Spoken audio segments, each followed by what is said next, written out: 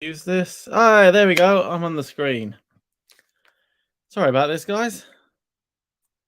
But I appear to be live now. Anyway, guys, so the first thing we're going to discuss today, talking about what actually is SSA Athletics or Southend-on-Sea Athletics, not to be confused with another club with a very similar name. SSA Athletics started off with, and believe it or not, guys, I am not the boss. Even though I'm the face of the YouTube channel, I am not the boss. I am effectively a coach working for someone named Daryl Blowers, and he is effectively the CEO of the business. Now, our main aim is to try and help and improve athletics in our area. A secondary aim is to provide information available to those to help improve themselves as an athlete or a coach. And now I realize one of the reasons why I'm realizing is that most of you guys probably here watching today will be from America, hence why we're at 9:45 at night trying to talk about athletics. Guys, if you got any questions, don't be afraid to, be that side, hit that box there or there, depending on where it is on the screen, and basically give us an answer or question for us to ask. We did a poll a little bit earlier. We could have done it another day, but we put it up there today. And basically, we asked you guys, what do you want me, Adam McCarthy, to talk about in this particular video? And 50% of you stated that you wanted to discuss spike shoe pins and the clothes benefits of. So what clothes can you wear? What benefits can they have? And what benefits from the spike pins can be used to help improve your performance? So that's what we're going to discuss today. Basic questions. We're going to try and do this once a month if we can, to try and basically help you guys understand and improve your own athletic performance. So going into the first question, the only question we have today, spike pins. What spike pins do I need as an athlete? What are spike pins? And more specifically, what are spikes? We're not going to talk about super spikes today. That's another day. But ideally, a spike is literally the shoe itself. So this is a sprint spike. And we know this is a sprint spike because on the spike heel, we don't really have a heel as such. There is no heel. And the reason being that is because we spend most of our time on top of the foot, onto what we call the balls of the feet. And we sprint and we run pretty much like this action here. Now, we do have something called middle distance spikes. I don't have any in front of me now, but they basically have a heel here.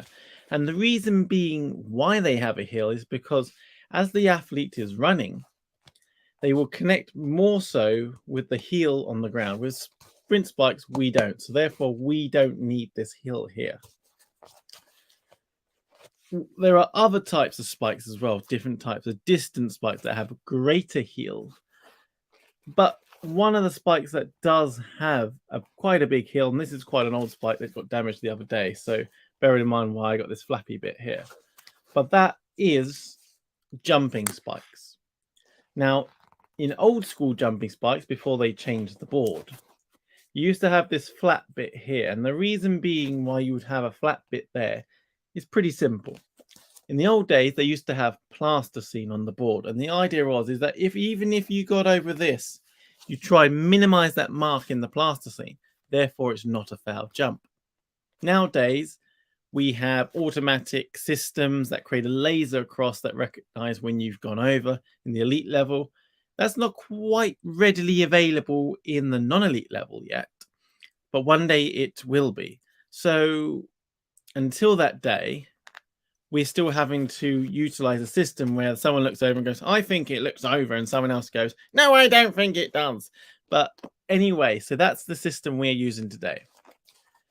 Note that the boards itself might change due to a certain slip scandal, as they call it, the slip controversy, where jumpers are slipping off the board. But that's really another question and another video for another day. But with these spikes in particular, you notice they have quite a big heel here. And the reason being you sprint, sprint, sprint, hit down on the ground, and then you push and come up off the board. And for this particular reason is one of the reasons why we got specific spikes. In high jump and long jump and triple jump and even pole vault, you would have effectively these little cylinders and an extra cylinder on top. And these are known as jumping spikes. Basically, they help you improve the rotational angle if you're doing high jump to help you rotate and get off. And in long and triple jump, they effectively push into the ground, allowing you to get greater height than you would normally do if you're wearing a normal pair of spikes. Now, when it comes to spike pins, there are multiple different types of spike pins, and we've got multiple different videos you can look on this channel. That would help you greatly. And if you like what we're doing here, don't forget to smash subscribe and check out our other socials. Megan, who's doing Maddie, who's doing a fantastic job on the Instagram channel. And she's really the head of that at the moment. I'm doing the YouTube channel, and Daryl is managing our Facebook pages, our training page, as well as the normal SSA page and the website. So that will be down in the description below, but don't forget to check them out. Should be really brilliant. Now, guys, when it comes to the normal spikes, we have multiple different types. I'm just going to show you a few, at least one in front of you today, and I'll talk about another two pairs that I don't particularly have with me, but they're pretty simple to understand. Firstly, we have these particular spikes here. They're known as needle spikes. These ones are a little bit worn, and as you can see, they probably need changing. But basically, needles, very simple. You'll get these often in your normal packs when you first get your spikes. And these spikes basically have minimal impact into the ground. And the idea is to get minimal impact, maximum effect and push from them. Now, I'm not particularly a fan of these personally. I don't really mind them, but for myself, I normally wear something what we call Christmas tree spikes. Now, Christmas tree spikes are fantastic in indoor conditions. They keep you on top of the surface. And what they look like is effectively an Aztec pyramid, not to be confused with pyramid spikes. Pyramid spikes are triangular and look like an Egyptian pyramid. But the ones that look like Aztec pyramids aren't known as Christmas tree spikes. They go effectively in a square like this up to the top. Almost like if you were to do a cartoon drawing of a Christmas tree.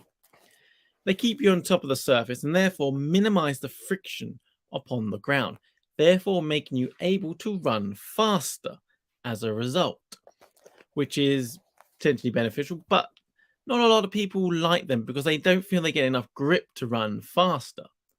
So potentially another option is what we call pyramid spikes. Think of your basic triangle. And pyramid spikes are a little bit wider, but still quite narrow at the top.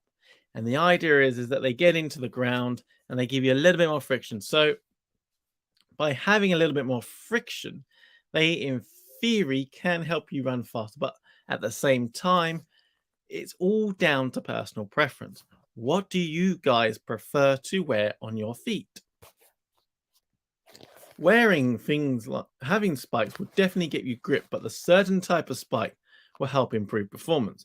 We know that Christmas tree spikes are fantastic on a surface called Mondo, which is normally used indoors.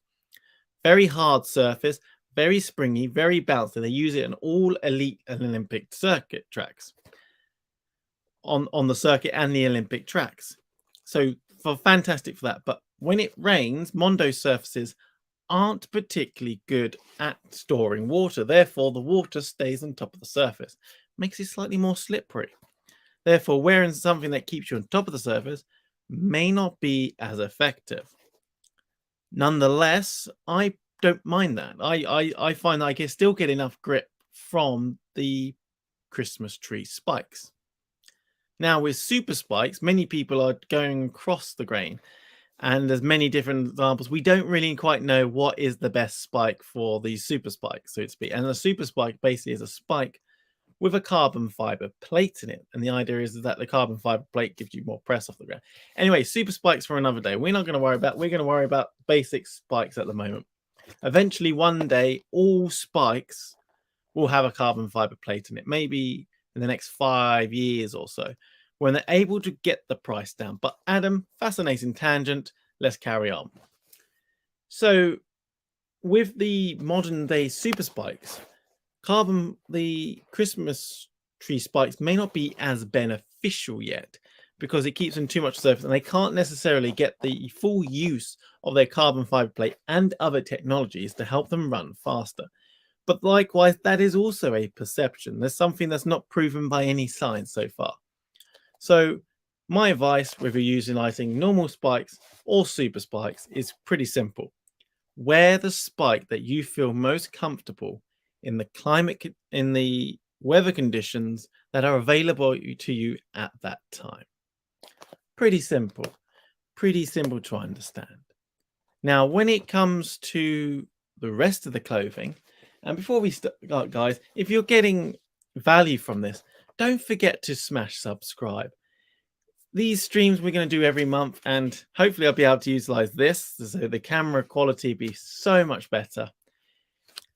And we hopefully might be able to get people onto the show that you can talk to and who have different standards and different coaches available to us. So when it comes to what you can wear potentially, we are now getting into winter. So therefore, although in the UK at the moment, it's been about mid-20s in September. So not complaining, very nice and warm, but it's very weird to start winter training inside these warm conditions and doing your conditioning work. But that's the world we live in at the moment. When it comes to the actual, when we're getting into winter now, what we've noticed a lot with the parents supplying the children, they're not necessarily supplying with warm enough clothing. You should wear clothing fit for the conditions you're in and what you are about to do. Runners, when it's like let's say your mid-teens, for instance, stripping off your clothes, just running in your shirt and shorts, perfectly fine in those conditions.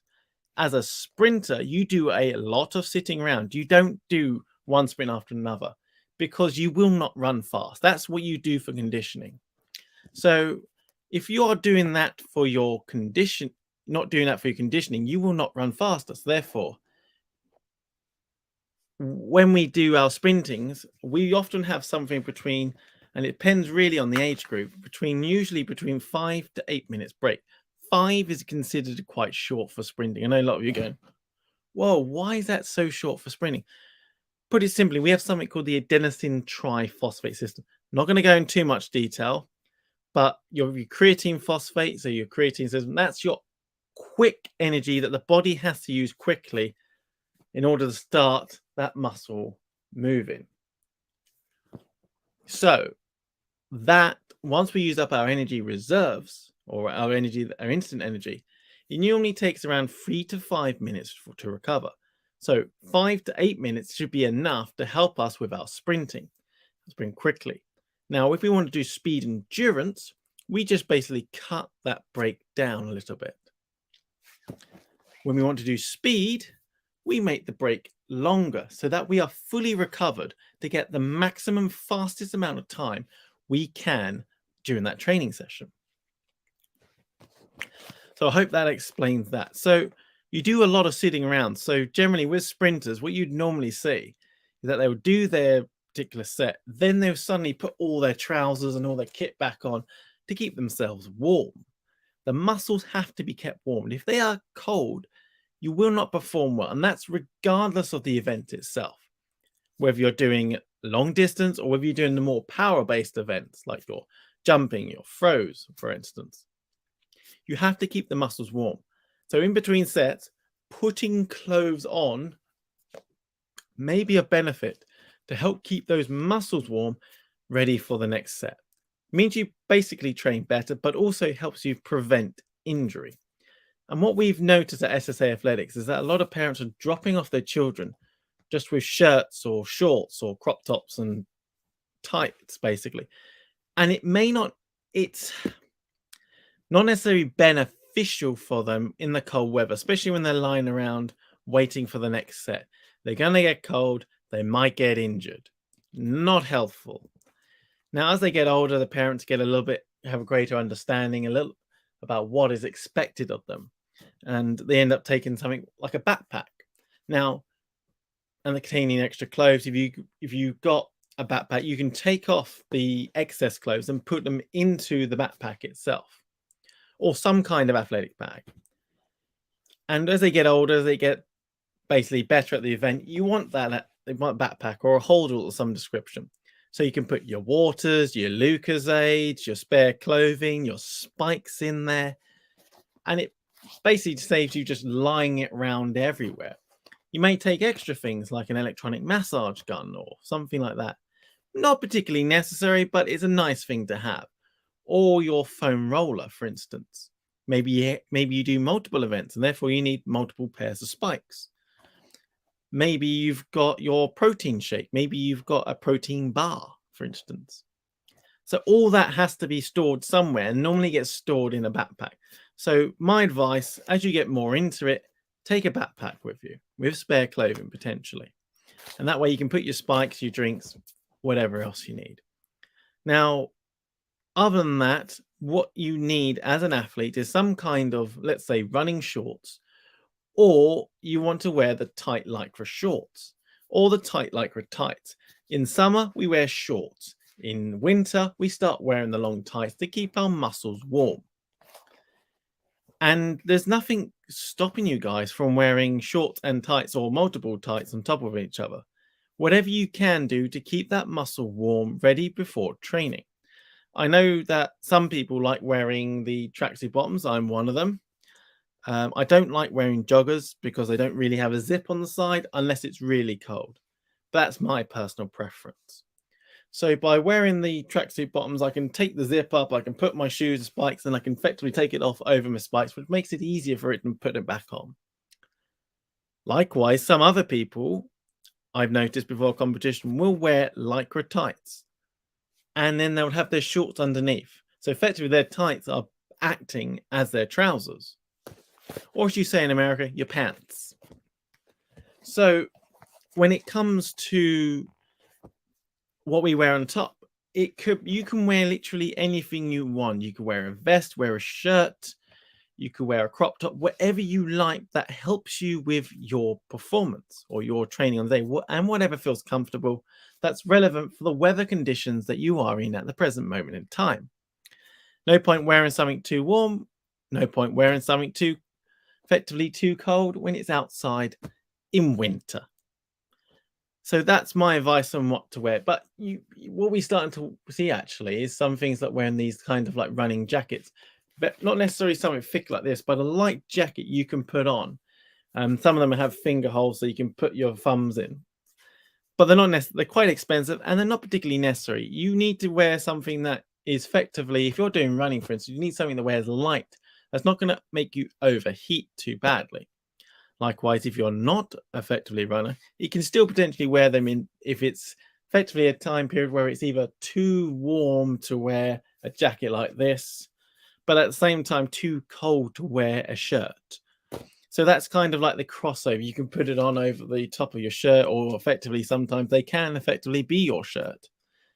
So guys, I hope that helps you out talking about the clothing, the spike shoes and the spike pins to help you understand what you need to do as a beginner in order to effectively make you a faster athlete, or even better, to make you an athlete understand what you have to do in order to improve your performance during training. I'm Adam McCarthy of SSA Athletics. I hope this live stream video has answered any questions out there that you may have had. And as always, guys, I will see you in the next one. Bye.